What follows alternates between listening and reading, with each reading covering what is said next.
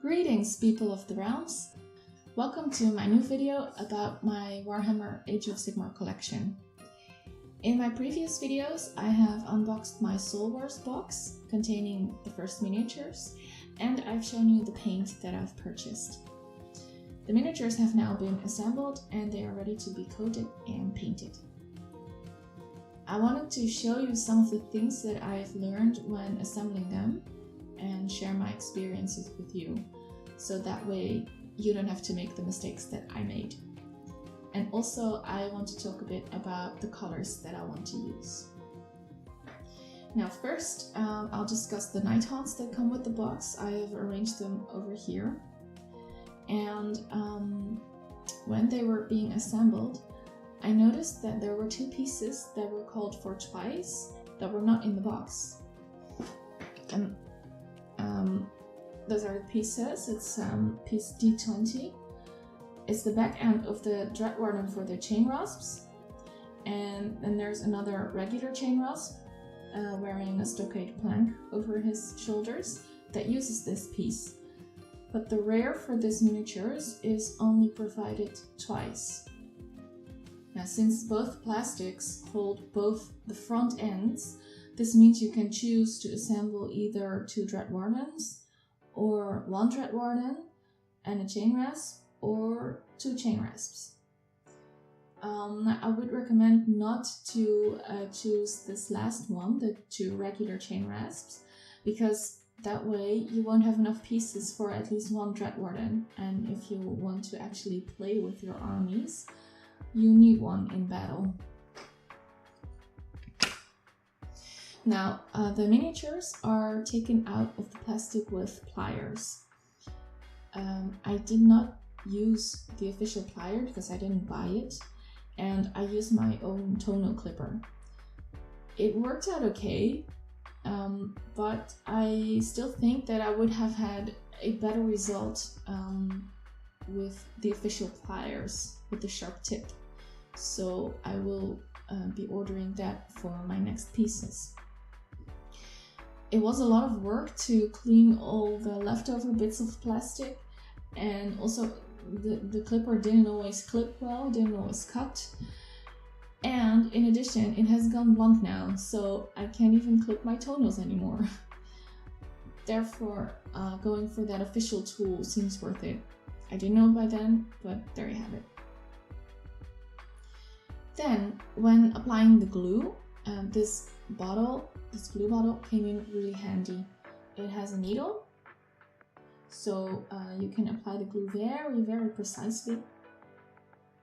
And one more thing that I learned when I was applying the glue is that it's not very smart to put glue on the little rods of your miniatures that click into place.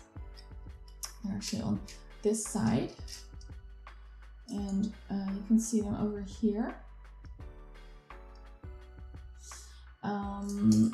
It's the first thing that you want to do when you see them, but if you do apply it to those rods and then you press the two pieces into each other, then the glue cannot go anywhere, and it's actually in the way, so it causes a small gap between your two pieces. That already went wrong on some of my miniatures, and yeah, I'll probably have to fix that later with either glue or just lots and lots of paint. And in this picture you can clearly see the difference between glue that was applied right and wrong. Now, what you should do is apply a minimal amount of glue only on the top edges where the miniature connects. That's often on shoulder pads or near the head or the back of the miniature. That works a lot better. Just a tiny smudge there applied to it does wonders. Okay, well, as I said before, these are all my Nighthaunts, and this one is a good example of what I plan on doing. Now, the Nighthaunts are all made up out of weapons, pieces of clothes, bones and yeah, like ghosty bodies. Now I think that the bones I will paint like regular bones, but a bit charred. I think I'll use a dry brush with a dark gray to get some charred smudges around the places where the bones come out of the body. So here and here. For the body itself, I think I will create a bit of a flame effect. So I'll mix some of the dark red base paint with some of the black layer paint to create this dark flame base, and then work my way up to orange, yellow and white for the flame's core. Now for the clothes, I'm not sure yet what I want to do. I think they are worn like black cloaks originally, which might work really well, and I will try and add an effect of little burnt holes in them with flames coming through, but I'm not sure if I'm able to pull that off, so we'll see. I think if it actually does work, that will be super awesome.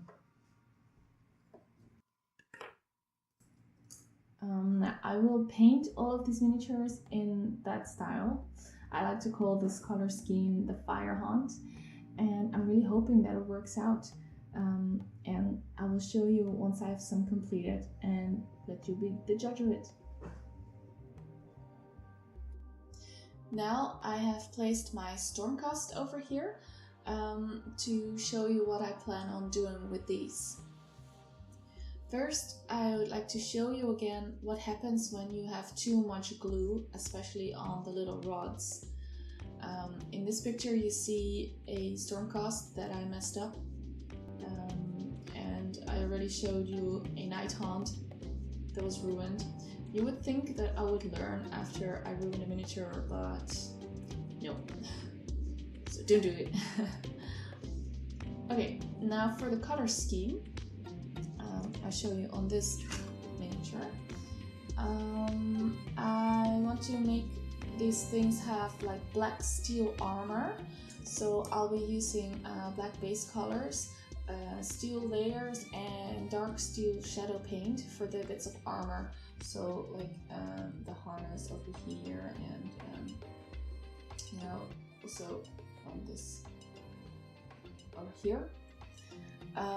Then for the cloth pieces, I really want to create a gold cloak effect. I think it will look awesome on this really big cloak, and it has to look a bit like the fabric is made of golden silk.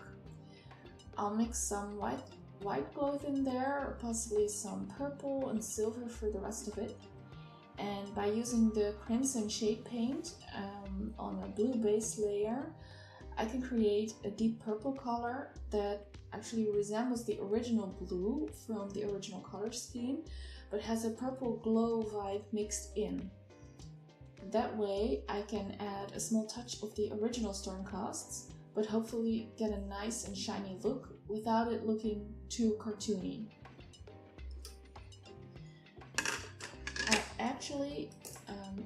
I feel that the original color schemes look a bit cartoony and they don't really catch the fantasy mood, more like the sci-fi mood from 40k than anything, which is nice too, but it's not what I want for these miniatures, so therefore I made up my own color schemes. Alright, I hope you enjoyed this short video. The next videos will be about the painted miniatures. I won't be showing the actual painting because I like to paint for a few minutes, then put it away, then pick it up again, and I think it would not make for a good video.